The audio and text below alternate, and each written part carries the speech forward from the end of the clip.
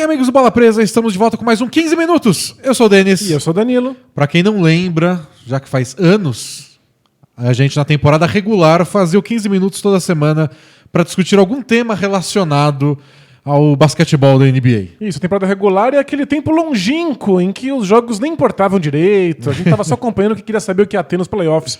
Os playoffs já estão chegando ao final e estamos nas finais da NBA. Então, amanhã, terça-feira, à noite, começa a final da NBA entre Phoenix Suns e Milwaukee Bucks. Então resolvemos retomar o 15 Minutos para passar 15 minutos tentando prever o que vai acontecer. Então, um preview da grande decisão. Vamos tentar entender quais são os duelos táticos mais interessantes, o que esperar de cada time para essa grande final. Boa! Lembrando que sempre a graça da coisa não é tentar adivinhar o que acontece, mas saber o que esperar. Saber como é que esses times se comportaram até aqui, quais são as possibilidades para essa série, para que a gente possa tirar mais prazer do que acontece ou não acontece em quadro. Mas, porém, se você quiser adivinhar o que vai acontecer, temos uma parceria com a KTO. Você entra lá, faça sua aposta, use o cupom Bola Presa para ganhar 20% de bônus na sua aposta, no seu primeiro depósito, e faça festa. Boa! Divirta-se e participe aí dessa brincadeira de colocar uma fezinha, mas nós não nos responsabilizamos. Até porque eu fiquei dando uma olhada lá. Tem quem é favorito, quem não é. O favorito até agora, na verdade, é que a série vai a 7 jogos. Que ótimo! Só que, assim, sem saber o quanto o Antetokounmpo vai jogar e como ele vai jogar, eu não boto um centavo nessa série. Exatamente. Eu não quero nenhuma responsabilidade, porque essa é uma série que a gente pode imaginar coisas que podem acontecer, mas não dá pra cravar nada. É uma série extremamente confusa e a gente não sabe sequer se o Antetokounmpo vai estar jogando. Eu brinco de jogo a jogo depois apostar. Agora, o resultado da série, sem saber como o Antetokounmpo tá, o joelho dele... Agora é muito aqui cedo. não. A gente não é bobo, né? A gente não tem mais bobo na KTO. Quer dizer, espero que tenha alguns, né? Porque é assim que eles fazem o negócio deles. Alguém tem que se empolgar Alguém demais. tem que se empolgar. Bom, vamos lá, vamos virar a ampulheta. E temos 15 minutos se a ampulheta não travar, porque ela não trabalha aí há alguns meses. A ampulheta tem o tempo próprio dela, né? A gente respeita aí o que ela achar. Fiscal de ampulheta nos comentários, prepare-se que a hora é agora. 1, 2, 3, 0. Valendo então, gente. Eu separei aqui vários tópicos para tentar pensar como vai ser essa grande final entre Bucks e Suns. E o primeiro item é o mais importante porque ele acaba determinando todos os outros, que é o Antetokounmpo vai jogar? Não tem como a gente fugir disso. Não só foi uma temporada com muitas lesões, mas foram playoffs que ficaram com uma mancha bem forte de estrelas não podendo participar. E o Suns chega nessa final supostamente com todos os jogadores disponíveis. Talvez não em 100% da forma física, mas aí também é pedir demais em esporte profissional. Não, né? Isso nunca tem em nenhum ano. O Suns está botando todo mundo em quadra. Nas finais de conferência, dos 4 times, o Suns estava completo e os outros times não tinham 2 titulares cada um. Surreal. E o Bucks não tem esse luxo, não pode dizer nem que os jogadores vão estar 100%, nem que os jogadores vão estar todos em quadra. A gente aí já tem a ausência do DiVincenzo, mas o Antetokounmpo é certamente a história mais importante aí. Até porque você vai pensando nas outras coisas que são relevantes para essa série e elas vão mudando com a presença ou a ausência do Antetokounmpo. Então, por exemplo, o DeAndre Ayton, que está sendo decisivo em todas as séries, ele vai ter que marcar o Antetokounmpo ou vai ter que marcar o Brook Lopes? Isso faz toda a diferença para ele. Faz toda a diferença para ele, vai entrar em problema de falta, em que lugar da quadra ele vai ter que marcar. O estilo dos dois é completamente diferente. O Brook Lopes pode atrair ele para fora do garrafão, mas quem vai entrar nesse garrafão? Não é o Antetokounmpo, se ele não tá jogando. Pois é.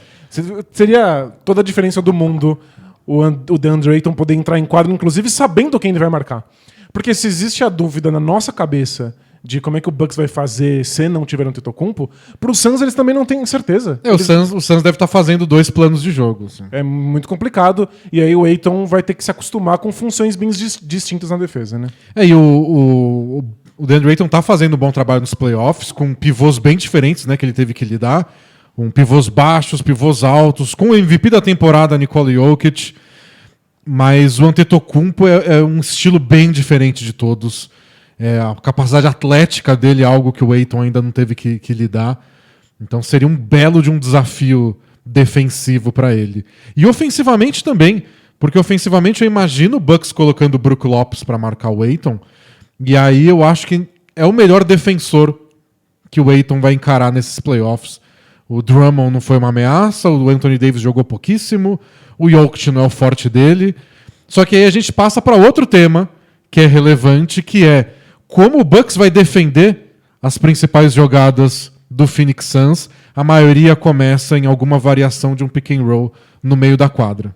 Boa, o Suns é um time que gosta muito das bolas de meia distância, gosta de começar as coisas sempre com um corta-luz e abre essa possibilidade tanto de, depois do corta-luz, uma infiltração até o aro ou simplesmente frear e dar o arremesso ali na cabeça do garrafão, na linha do lance livre. E como é que o Bucks vai defender essas jogadas, né? Porque o Bucks, por tradição deles, desde que o Mike Budenholzer chegou, eles fazem o que a gente cansou de bater na tecla nesses playoffs, que é o drop. Então o Brook Lopes recua e meio que eles cedem a meia distância. Contra o Suns é uma boa ideia fazer isso? A gente viu o Devin Booker punir qualquer tentativa de drop que foi colocada em cima dele em todas as séries. E o Chris Paul faz a mesma coisa. E aí eu acho que o Hawks foi um bom teste para eles. Porque o Hawks também brinca muito com esse pick and roll. Também tem o Trae Young abusando da meia distância, embora seja com o floater, não com arremesso parado igual o Booker e o Chris Paul. Mas o Bucks teve que se adaptar a isso. De duas maneiras. O Bucks chegou no extremo de simplesmente abandonar o drop e trocar a marcação. Então tem corta-luz, o defensor muda o jogador que ele está marcando. Primeiro eles começaram a colocar o Brook Lopes mais alto e vir com uma ajuda de um terceiro jogador do perímetro para tirar aquela meia distância do Trae Young. E nos últimos jogos eles só trocam a marcação. É isso, eles abandonaram a ideia do drop. Como se a gente fosse o Houston Rockets dos bons tempos. Né? Pois é, só que com o Brook Lopes. Uma coisa que o Rockets não bancou. O Rockets, inclusive, se livrou do Capela para não ter que um pivô ter que cumprir essa função. E eu tava até vendo alguém depois do jogo 6, que o Bucks fechou a série, falando muito legal, o Brook Lopes jogou muito bem, foi um destaque defensivo dessa vitória. Porém, marcar o Huerter no mano a mano depois de uma troca de marcação é uma coisa que a gente não esperava que o Brook Lopes ia fazer bem, mas fez. Chris Paul é outra. Devin Booker é outra.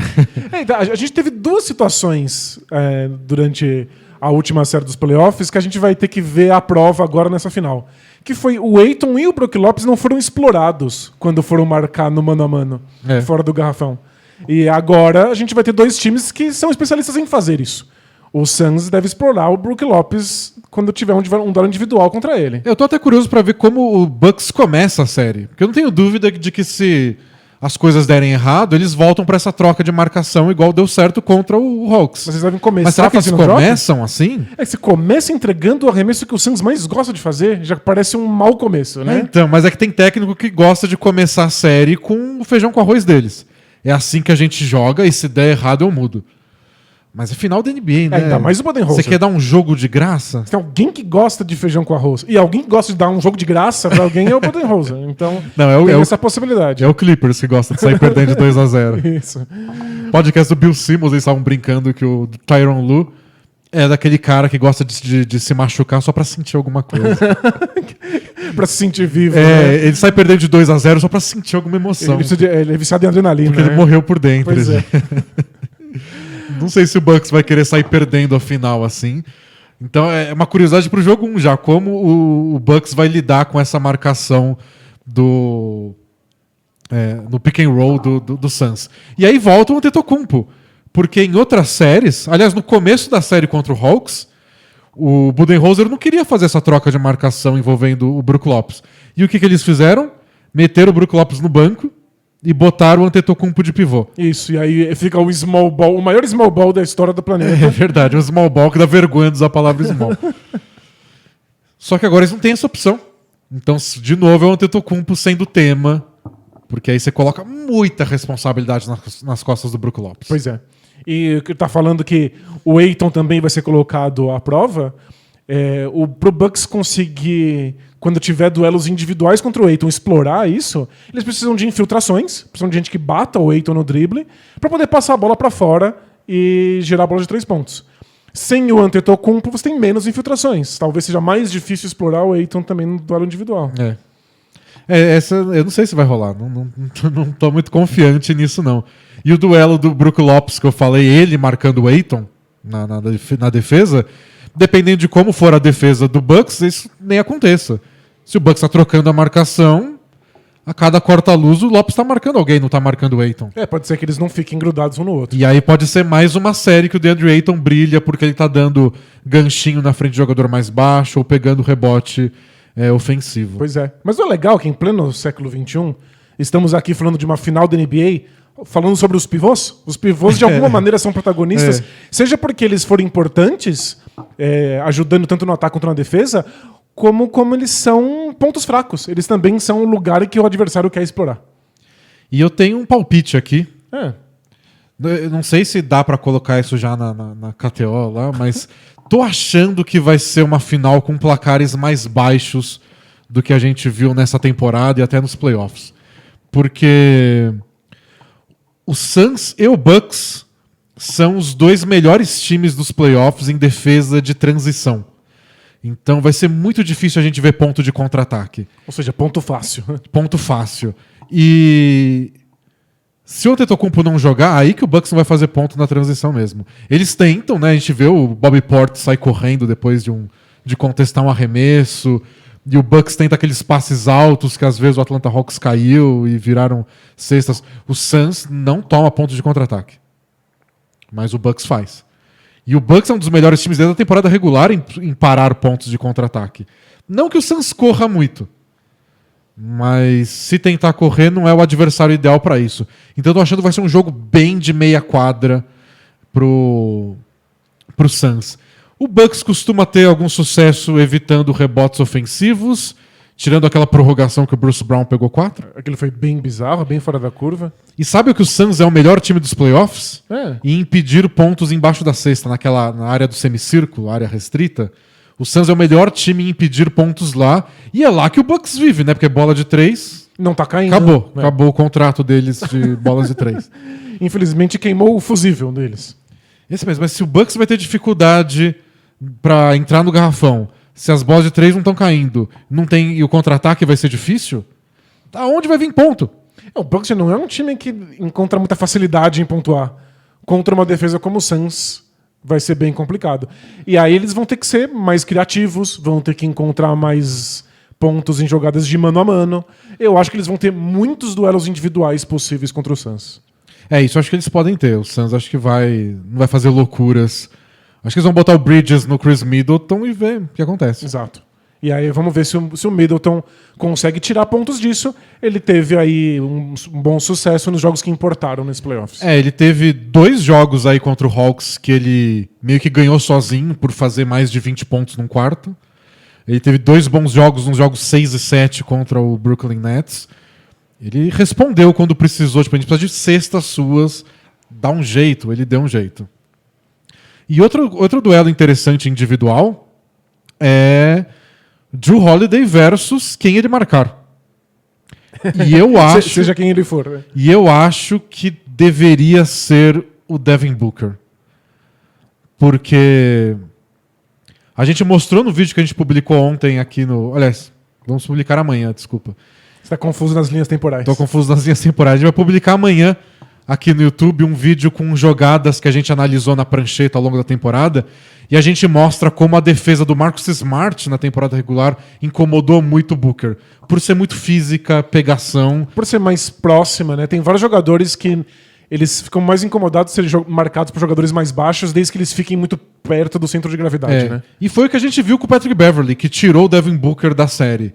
E como o Chris Paul gosta muito de corta-luz, não sei se no fim da jogada vai estar o Jrue Holiday marcando o Chris Paul. Talvez seja desperdício começar uma jogada com o Jrue Holiday marcando o Chris Paul. Então talvez seja melhor o Jrue Holiday tentando tirar o Devin Booker do jogo do que ele correndo atrás de corta-luz do Chris Paul. Mas fica a curiosidade aí de qual vai ser o matchup que o Budenholzer vai escolher contra quem o Jrue Holiday marca. Então, o problema é que, como a gente viu ao longo da temporada, o Chris Paul se aproveita desses corta-luzes para conseguir frear e dar um arremesso de meia distância.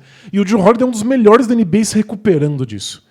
Porque por ter braços muito compridos, ele consegue contestar arremessos por trás dos jogadores. Vamos precisa de 2 Jrue Holidays. Exato. O ideal pro pro Bucks seria ter 2 desse. Porque senão o Chris Paul vai ter arremesso de meia distância à vontade.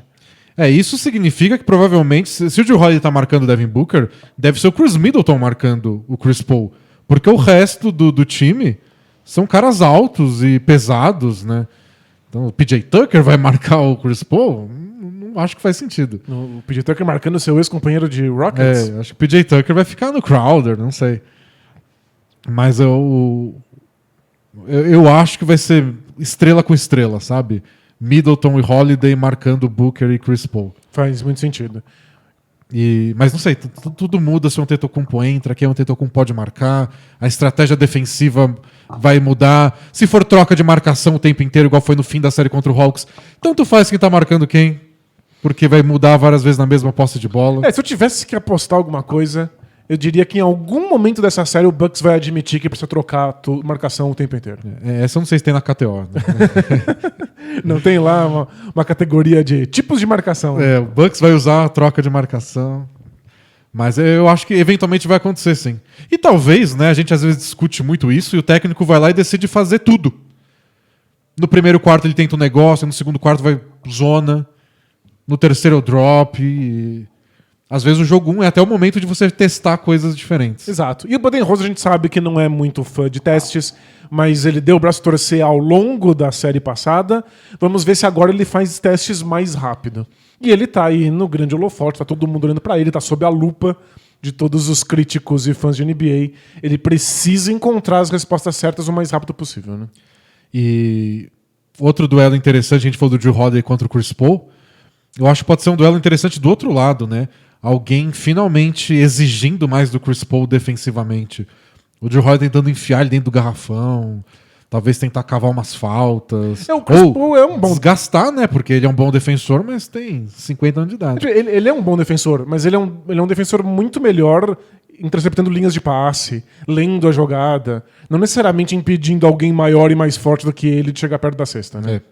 E acho que os duelos nos rebotes ofensivos vão ser bem interessantes, porque se o ataque do Bucks não estiver fluindo, eles vão enfiar o Bobby Portis, o Brook Lopes lá no meio, o PJ Tucker mesmo vindo da zona morta, e tentar ganhar bolas assim. E dá pra fazer isso contra o Suns, porque o Suns não é um time que gosta muito de correr, especialmente porque existe o Chris Paul. O Chris Paul é o jogador que... Anti-contra-ataque. Ele é anti-contra-ataque, ele existe com os 2 pés no freio. E você pode colocar mais jogadores buscando o rebote ofensivo se você sabe que o seu adversário não quer correr pro ataque. E não é um time alto também, né? Crowder, posição 4. O Bucks tem tudo pra dominar rebotes ofensivos e compensar um pouquinho o fato de que as bolas de 3 não estão caindo tanto. Tempo esgotado. Já era. Acabou os 15 minutos, se é que deu 15 minutos, mas acho que funcionou direitinho. Foi os 15 minutos da ampulheta. É isso que importa. É o que ela escolheu pra gente.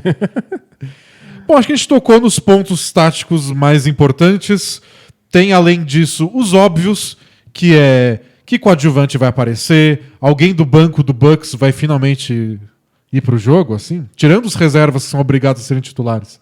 Tipo o Bobby Portis que a gente citou. E é por isso que o banco deles está tão sofrido, né? Vai ter o jogo do Pat Connaughton, o Bryn Forbes Game, que vai entrar pra história, porque ele acertou 8 bolas de 3. Nesse momento não parece. Não parece. Mas é o tipo de coisa que às vezes acontece uma vez e decide uma final, ou causa uma reviravolta na final.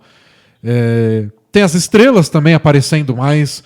Vai ser o Chris Paul, aquele melhor Chris Paul, todo jogo. O Devin Booker vai deslanchar. A gente viu já o Booker, o Chris Paul, o Middleton, o Jrue Holiday.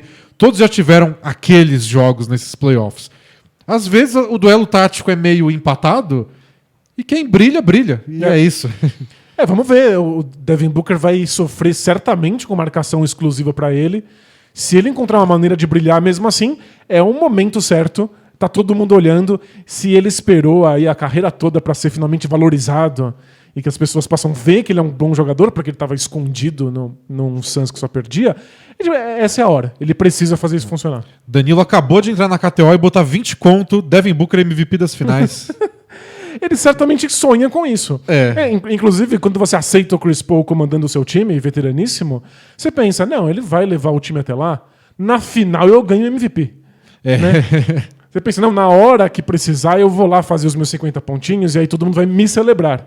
Então é a hora do Devin Booker ser celebrado. Se ele vai conseguir isso, se a defesa do Bucks vai permitir que isso aconteça, aí são outros 500. Bom, a gente vai analisar depois jogo a jogo aqui no YouTube, no resumo da rodada.